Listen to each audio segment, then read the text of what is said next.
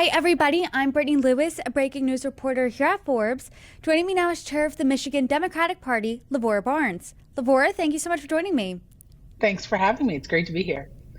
As we sit here right now, we are less than 2 weeks out from Election Day, so I am sure you are crazy busy. Michigan, all eyes are on that battleground state, and new polls indicate that Vice President Kamala Harris is ever so slightly ahead of former President Donald Trump, but still within the margin of error. So when you're seeing all of this data come in this close to the election, what are you thinking? I'm thinking it's exactly what we expected. We always knew this was going to be a close race. We prepared and built a program with a close race in mind. This is Michigan. The races are tight. It's what we expect. We don't pay attention to the polls. We pay attention to what's happening in the field and at the polling places where folks are voting. And folks are voting right now, and we're encouraged by what we're seeing. That's really interesting. You're not paying attention to the polls. So talk to everyone who doesn't live in Michigan. What are you seeing on the ground there that maybe we aren't?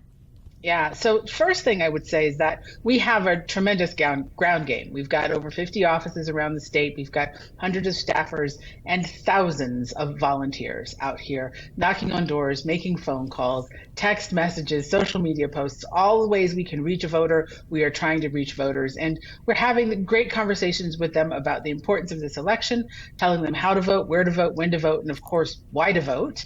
And, we're hearing a lot of really great feedback from folks. Folks are excited that they're hearing from the campaign and from the party. They're excited to participate in this election. It feels good on the ground. A path to victory for Harris includes winning the 3 blue wall states. Obviously, Michigan is a part of that with 15 electoral votes on the line there. But in total, the 3 states have 44 electoral votes. Obviously, this is a huge amount of votes on the line. Are you coordinating at all with Pennsylvania and Wisconsin to have a consistent ground game, a consistent strategy? What does that look like? It's a really great question. So we talk to each other a lot. These are state parties who are all close. The chairs connect with each other. We talk, we share strategy, we share thoughts. Our ground games look a little different because our states are different. Not everybody's state is structured the same way. Here in Michigan and also in Wisconsin, we run a year-round coordinated field program. We're always on the doors all the time, even when it's not the months leading up to election. And Pennsylvania is working their way up to having a similar program. But we work really closely together. We share best practices all the time. And we also cheer each other up when we're tired and we want to take a break. Well, you're in the final stretch. You're 12 days left. And I know for voters, one of the most major issues for them as they go to the polls, as they weigh what candidate they want to pick, is the economy. So let's say you're on the phone with some voters in Michigan now. The economy is the top issue for them. They say to you, hey, my financial situation under former President Donald Trump a few years ago was better than it is now. My grocery bill was lower then than it is now. What do you say to them? I start by reminding them that the economy that President Trump inherited was actually Barack Obama's economy. It was a Democratic economy. And he shepherded that economy right into a crisis. And then COVID came along and crisis increased. And then we needed Joe Biden and the Democrats to come in and fix the mess that was left behind by Donald Trump. And so the reasons that we have low unemployment, the reasons that we have a higher access to funds for small businesses, the reason we have lower costs for healthcare, that's the Democrats. That's what's happening under the Democrats and under the Biden and Harris administration. There's an interesting swing state or swing voter situation happening in Michigan. Let's talk about the Senate race a little bit. Democratic Congresswoman Alyssa Sloten is leading Republican challenger, former Congressman Mike Rogers, 52-44, according to a Quinnipiac poll. So why are you seeing this big of a gap between the Democrat and Republican opposed to a much tighter presidential race? I think that Alyssa is running as though her race is tight, first of all. She's not taking anything for granted. She's all over the state, on the phones, on the doors, just like everybody else, working really hard to earn those votes. A lot of folks here in Michigan know Alyssa Sloten incredibly well. She's been an active and terrific member of Congress for years. She's represented a tough district, but done it with such great skill that folks all over the state already know who Alyssa Sloten is. And you've got to remember, Kamala Harris has been a candidate for president of the United States for about 92 days. So I think a little bit of the difference is just in comfort and knowledge of who these candidates are. That's why we're out there every day continuing to talk about these candidates and these races. So, to that point, how are Michigan Democrats convincing the Trump Sloten voter to then become the Harris Sloten voter? Haven't yet met a Trump Slotkin voter. I am certain that they are out there, but the conversations we are having is that if you want Alyssa Slotkin to be the kind of senator who brings home the work for Michigan, we've got to have a White House as well. We can't have a White House that is vetoing good progress that's happening in the Congress because Donald Trump doesn't like it. And we can point to instances where good things could have happened. Take that bill to fix the border problem that could have happened had Donald Trump not called his cronies in Congress and said, "Don't pass that. I want to run on it." And if we want to get things done, we need to keep a Democrat in the White House and have a Democratic Senate and, frankly, a Democratic House. A large portion of the state's Arab American population isn't happy with Harris over the administration's continued support for Israel in its war against Hamas in Gaza. When you're talking to those voters, what do you say to that constituency? We talk a lot about the truth of who Donald Trump is. We use his own words a lot of the time to remind folks of the things he said about immigrants, the things he said specifically about Muslims, the things he said about how he would encourage Netanyahu to double and triple down on the work that he's already, the hateful work that he's already doing in the region, just to let them know that while you may not be happy with where the Biden administration is and you may not yet be comfortable with where a Harris administration would be, either of those are much better for this community and for the world than Donald Trump. As you know, all eyes really are on Michigan as one of those 7 critical states that we're going to be really looking at on November 5th.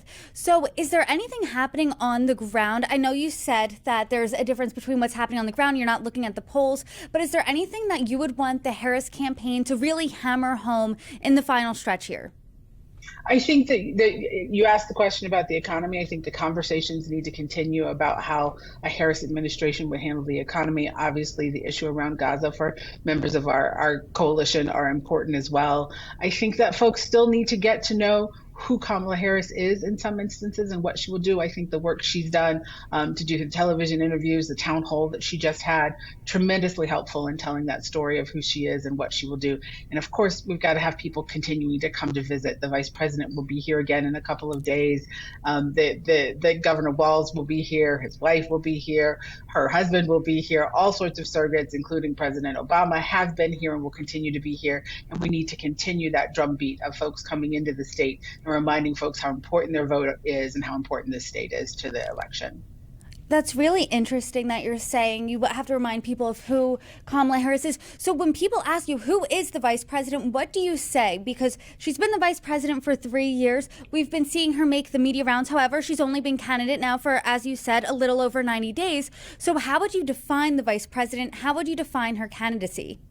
We spend a lot of time talking about her story, who she is, how she's come up from a middle class family, how she has, been a prosecutor, and all of the good work that she's done for first the people of California and then the people of the nation, and that she's been a true partner in the work that has happened in the White House, and that she's learned the job at the hands of the current president, and she knows what she's getting into. It won't be a surprise to her, and that she's got all of the skills, all of the knowledge, and all of the temperament to handle this job in a way that will make us safe and strong and a healthy economy.